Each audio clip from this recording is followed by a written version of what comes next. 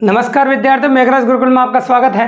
और जैसे कि आप जानते हैं कि ठीक शाम को 4 बजे हम आयतन से रिलेटेड कुछ वीडियोज आपके सामने लेके आते रहे।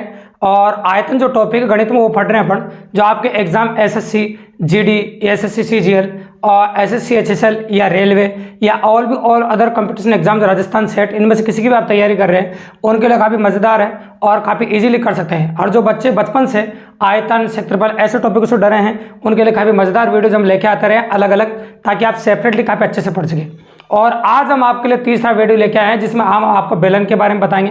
पहले तो हम बेलन के बारे में डिटेल में जानेंगे, कंसेप्ट जानेंगे, फॉर्मूला जानेंगे, कैसे जनरेट करेंगे उनके बारे में जानेंगे। और इन सब के जानने के बारे में बात फिर लॉजिकल प्रश्न करेंगे कि एग्जाम में बेलन से रिलेटेड कौन से लॉजिकल प्रश्न आए उनके बारे में डिटेल में बात करेंगे। दोस्तों वीडियो एंड तक देखिए, काफी मजा आएगा आपको। तो बिना वेस्टेज के टाइम शुरू करते हैं अपन बेलन पर आधारित प्रश्न। तो बेलन क्या होता है? आयतन के अंदर 3D आकृति है। तो आप अच्छी तरह जानते हो जो बेलन है वो एक 3D आकृति है। अगर आप गौर से देखें तो मेरे हाथ में जो मार्कर है ये भी एक बेलनाकार आकृति है। आप देख रहे होंगे, नोटिस कर रहे होंगे, इसमें ऊपर वर्ताकार भाग होता है और नीचे भी वर्ताकार भाग होता है। और ये जो सरफेस होता है ये ऐसे गोलाकार होता है इस प्रकार से। तो ये अपन कह सकते हैं आपके सामने जो मार्कर है ये भी बेलनाकार है, ऐसा अपन कह सकते हैं आपके सामने। या फिर अगर प्रैक्टिकल एग्जाम्पल हो तो ये डिब्बी आपको दिख रही होगी, ये डिब्बी भी एक बेलनाकार है। आप कह सकते हैं ऊपर भी वर्ताकार भाग है, नीचे वर्ताकार भाग है और ये सरफेस है आपका, ये गोलाकार है। यानी इस प्रकार से ये बेलनाकार हो सकती है। आपके घरों में आपने पाइप भी देखा है, पाइप देखा होगा आपने, वो भी बेलनाकार होता है, यानी जैसे पानी आता है नीचे वो भी बेलनाकार होता है। आप कह सकते हैं आपके घरों का जो गैस का जो सिलेंडर होता है वो भी बेलनाकार होता है, बस ऊपर का जो स्टैंड है उसका वो काटना पड़ता है ऊपर नीचे का, तब जाकर वो बेलनाकार होता है। ऊपर और नीचे वर्ताकार भाग होता है। और आपकी सुविधा के हिसाब से मैंने डायग्राम में बता रखा है, ऊपर नीचे वर्ताकार भाग बनाया है और नीचे वक्र पृष्ठ आपका गोलाकार बना है। ठीक है, तो इस प्रकार से ये बेलन होता है। बोर्ड पर फोटो में भी आपको दिख रहा होगा, जिसकी एच ऊंचाई होती है और ऊपर आर त्रिज्या का वर्त होता है, नीचे भी आर त्रिज्या का वर्त होता है। तो इस प्रकार से बेलनाकार शेप होती है, आपकी बेलन के आकार की शेप होती है।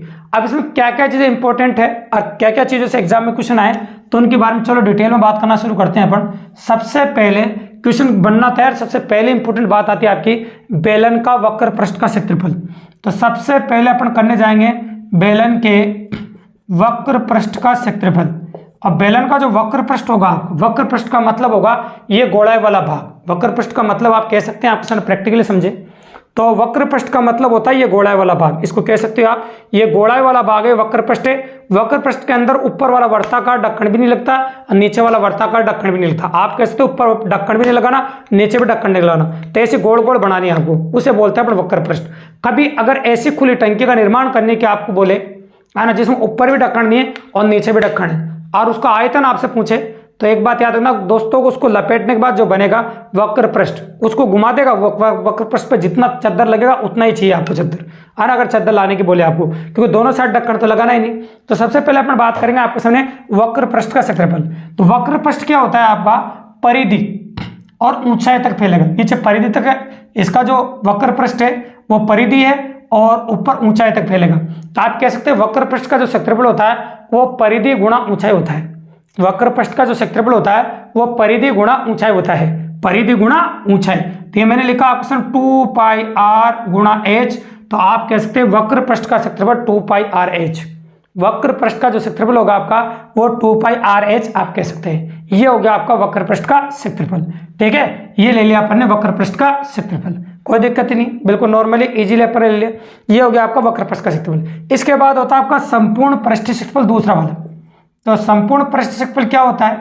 वैसे यूं कहूं आपके सामने इंटरनली बात है कि संपूर्ण पृष्ठीय क्षेत्रफल एग्जाम के अंदर कम काम आता है और पूछा भी कम जाता है। वक्र पृष्ठ की डिमांड काफी ज्यादा है और वक्र पृष्ठ एग्जाम में क्वेश्चन भी काफी अच्छे आते हैं। ठीक है, सुनते जाइए आप। तो संपूर्ण पृष्ठीय क्षेत्रफल क्या होगा भाई? वक्र पृष्ठ का क्षेत्रफल तो हम निकाल चुके गोला वाले भाग का। अगर ऊपर वर्ताकार ढक्कन लगा दो पाई आर स्क्वायर और नीचे भी वर्ताकार ढक्कन लगा दो पाई आर स्क्वायर, तो ये संपूर्ण पृष्ठ बन जाएगा। तो इससे निष्कर्ष निकलता है कि वक्र पृष्ठ के क्षेत्रफल में 2 वर्तों का क्षेत्रफल जोड़ दो। वक्र पृष्ठ के क्षेत्रफल में 2 वर्तों का क्षेत्रफल जोड़ दो तो आपका आ जाएगा संपूर्ण पृष्ठीय क्षेत्रफल। ठीक है, तो 2 वर्त क्या होंगे? 2 पाई आर स्क्वायर के बराबर होगा, ये 2 वर्तों का क्षेत्रफल है। और ये वक्र पृष्ठ के क्षेत्रफल जोड़ दो 2 पाई आर एच। आज तक आपने याद किया होगा, आज समझ भी लीजिए कहां से निकल रहा है और किस प्रकार से निकल कर आ रहा है, उसी के बारे में अपन चर्चा कर रहे हैं। तो वो भी आप समझ लीजिए किस प्रकार से अपन निकाल रहे हैं। ठीक है, तो ये हो गया आपका। इसको अगर आप किताबी फॉर्मूला बनाना चाहो तो 2 पाई आर कॉमन ले लीजिए और 2 पाई अपन बाहर निकाल देंगे आर। यहां से क्या बचेगा आपका आर और यस क्या बच जाएगा आपका एच। तो ये किताबी फॉर्मूला हो गया आपका संपूर्ण पृष्ठीय क्षेत्रफल 2πr कोष्टक के अंदर r प्लस एच। तो ये हो गया आपका बेलन का संपूर्ण पृष्ठीय क्षेत्रफल। अपन ले चुके हैं आपके सामने बेलन का संपूर्ण पृष्ठीय क्षेत्रफल।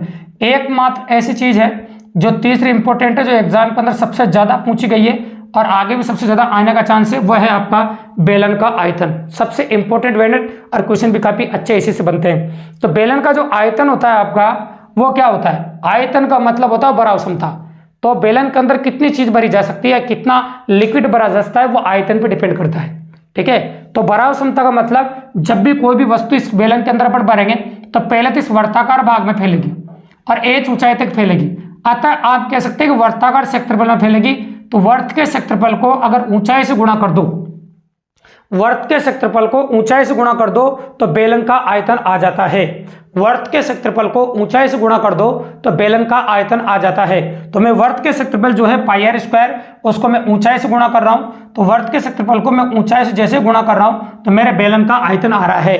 तो वर्त के क्षेत्रफल को अपन ने बेलन ऊंचाई से गुणा कर दिया तो आपका आयतन आ गया पाई आर स्क्वायर एच। तो आयतन क्या आ गया आपका पाई आर स्क्वायर एच। ये अपन ने ले लिया आपके सामने आयतन, कोई दिक्कत नहीं है। तो तीन इंपॉर्टेंट चीजें जो क्वेश्चन करते हैं एग्जाम में काफी ज्यादा काम आती है और इन्हों को इस्तेमाल करके काफी अच्छे क्वेश्चन एग्जाम में पूछे जाते हैं। और एक खास वेरिएंट जो अपन बना रहे हैं, चीजें तो तीन ही होती है, तो वो कौन सा है देखो सुनो। हमेशा जब भी कोई भी आकृति हम पढ़ेंगे तो उनके आयतनों में तुलना जरूर करेंगे, क्योंकि एग्जाम के अंदर इनके चांस काफी ज्यादा बन रहे हैं और आजकल एग्जाम में आप काफी अच्छे क्वेश्चन पॉसिबल बन रहे हैं। तो ये कह सकते हैं आपके सामने दो बेलनों के आयतनों में तुलना, दो बेलनों के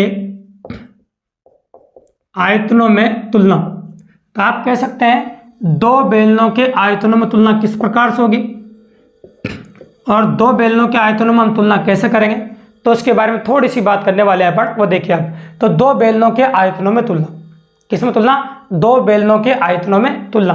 तो वो अपन कर देते हैं दो बेलनों के आयतनों में तुलना। पहले बेलन का आयतन है आपका पाई r1 स्क्वायर h1 और दूसरे बेलन का आयतन है आपका पाई r2 स्क्वायर h2। तो पहले बेलन के आयतन में दूसरे बेलन के आयतन का भाग लगा दो, पहले बेलन के आयतन में दूसरे बेलन के आयतन का भाग लगा दो तो आप इजीली तुलना कर पाएंगे और काफी आसानी से आपको तुलना हो जाएगी। ये पाई से पाई कैंसिल हो गया, तो आप कह सकते हैं दोनों के आयतनों में अनुपात, ये त्रिज्याओं के वर्गों में अनुपात और ऊंचाइयों में अनुपात। तो ये एक वेरिएंट निकाल दिया मैंने आपके सामने, गौर से देखिएगा। अब इससे आपके एग्जाम के अंदर तीन क्वेश्चन बन जाएंगे, मतलब आपके एग्जाम में अपन तीन क्वेश्चन बना सकते हैं इसके जरिए।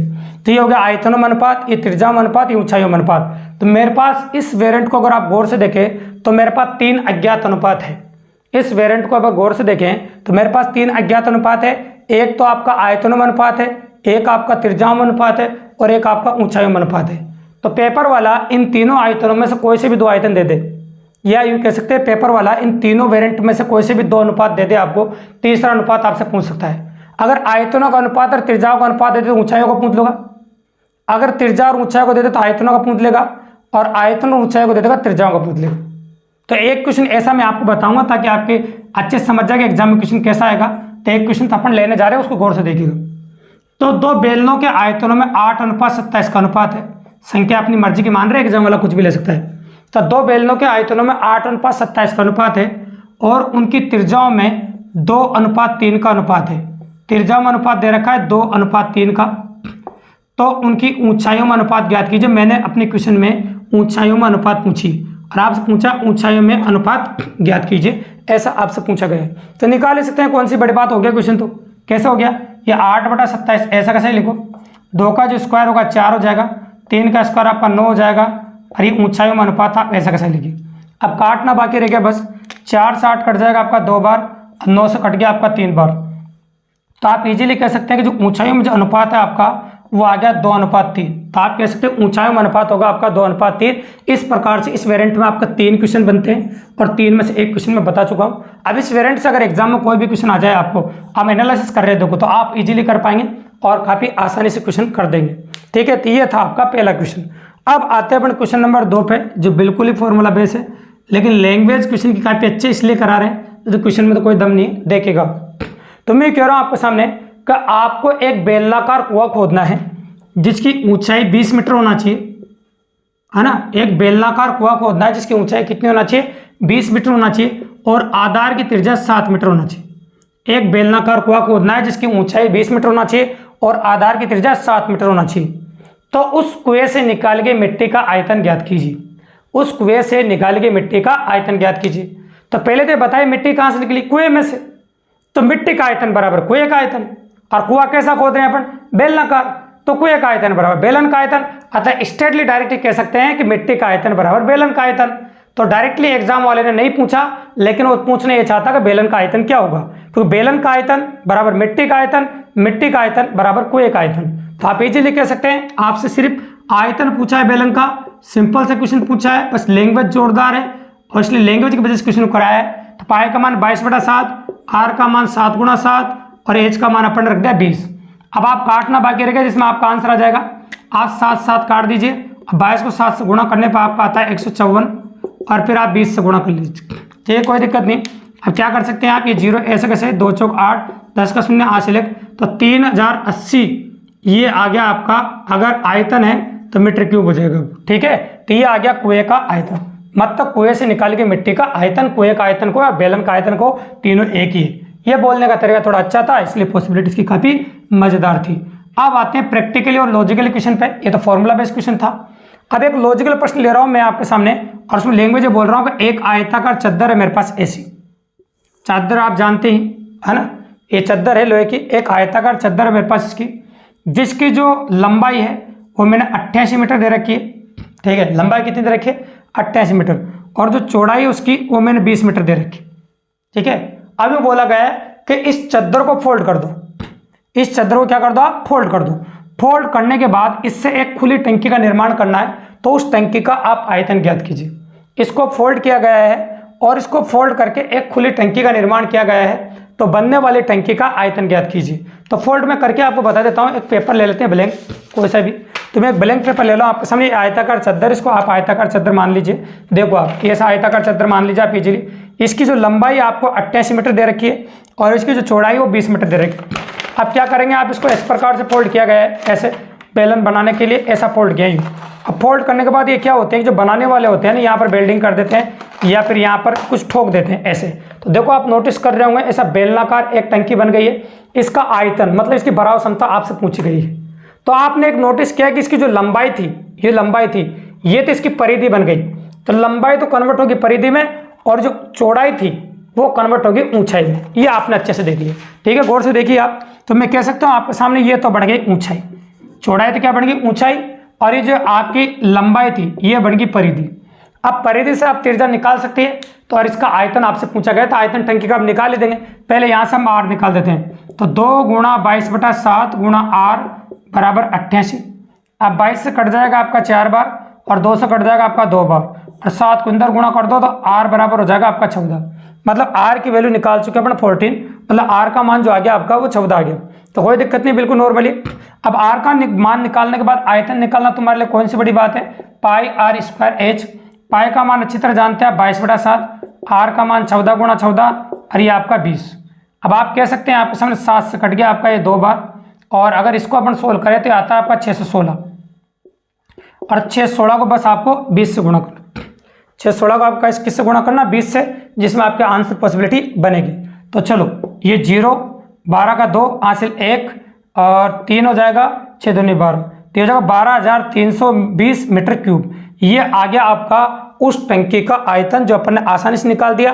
मतलब उस टंकी का आयतन हो जाएगा आपका 12,320 घन मीटर। उस टंकी का आयतन आपका ये हो गया। कोई दिक्कत नहीं, बिल्कुल नॉर्मल है।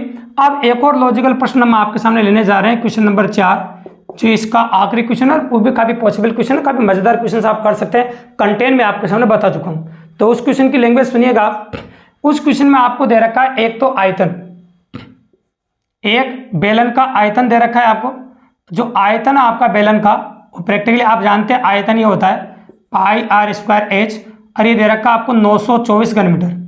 तो आपको दे रखा है एक बेलन का आयतन 924 घन मीटर है, और उसके वक्र पृष्ठ का क्षेत्रफल, तो वक्र पृष्ठ 2πr/h होता है, ये 264 वर्ग मीटर है।